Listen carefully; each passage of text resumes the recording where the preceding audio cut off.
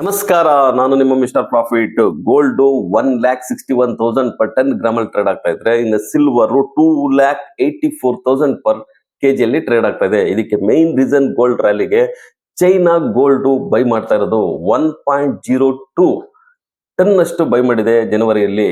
So ಇದು 15th month ಕಾನ್ಸಿಕ್ಯೂಟಿವ್ಲಿ ಅದು by ಮಾಡ್ತಾನೆ ಬಂದಿದೆ, ಇನ್ಕ್ರೀಸ್ ಮಾಡ್ತಾನೆ ಬಂದಿದೆ ಬೈನ್ ಅಂತಾನೆ ಹೇಳ್ಬೋದು.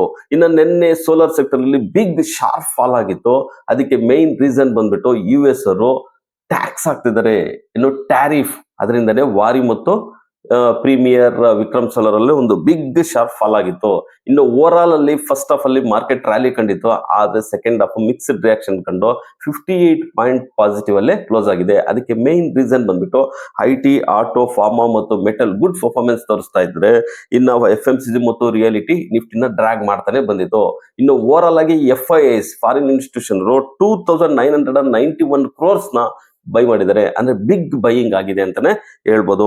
ಸೊ ಇನ್ನು ಅಮೆರಿಕದ ಡೌಜನ್ ಮಾರ್ಕೆಟ್ 307 ಪಾಯಿಂಟ್ಸ್ ಗೇನ್ ಆಗಿದೆ. ಇನ್ನು ಏಷ್ಯನ್ ಮಾರ್ಕೆಟ್ ಮಿಕ್ಸ್ಡ್ ರಿಯಾಕ್ಷನ್ ತೋರಿಸ್ತಾ ಇದೆ. ಜಪಾನ್ ಮಾರ್ಕೆಟ್ 0.6% ಅಪ್ ಆಗಿದೆ. ಗಿಫ್ಟ್ ನಿಫ್ಟಿ 25,670 ಮಾರ್ಕ್ ಅಲ್ಲೇ ಟ್ರೇಡ್ ಆಗ್ತಾ ಇದೆ. ಇನ್ನು ನಿಫ್ಟಿ ನಿನ್ನೆ 25,480 ರೇಂಜ್ ಅಲ್ಲಿ ಕ್ಲೋಸ್ ಆಗಿದೆ.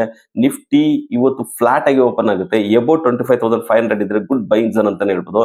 ರೆಸಿಸ್ಟೆನ್ಸ್ ಬಂದ್ಬಿಟ್ಟು 25,670 ಆಗಿರುತ್ತೆ. ಇನ್ನು ಸಪೋರ್ಟ್ ಬಂದ್ಬಿಟ್ಟು 25,330 ಆಗಿರುತ್ತೆ.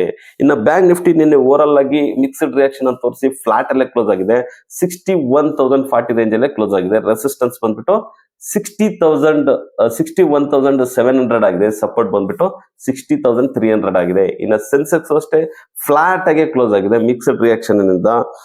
82,270 ಅಲ್ಲೇ ಕ್ಲೋಸ್ ಆಗಿದೆ. ರೆಸಿಸ್ಟೆನ್ಸ್ ಬಂದ್ಬಿಟ್ಟು 82,950 ಆಗಿದೆ. ಸಪೋರ್ಟ್ ಬಂದ್ಬಿಟ್ಟು 81,800 ಆಗಿದೆ. ಇವತ್ತು ಸೆನ್ಸೆಕ್ಸ್ ಎಕ್ಸ್ಪೈರಿ ಇದೆ, ಸೊ ಅದರಿಂದ ಒಂದು ವಾಲೆಟೈಲ್ ನೋಡೋ ಸಾಧ್ಯತೆ ಹೆಚ್ಚಾಗಿದೆ ಅಂತಾನೆ ಹೇಳ್ಬೋದು.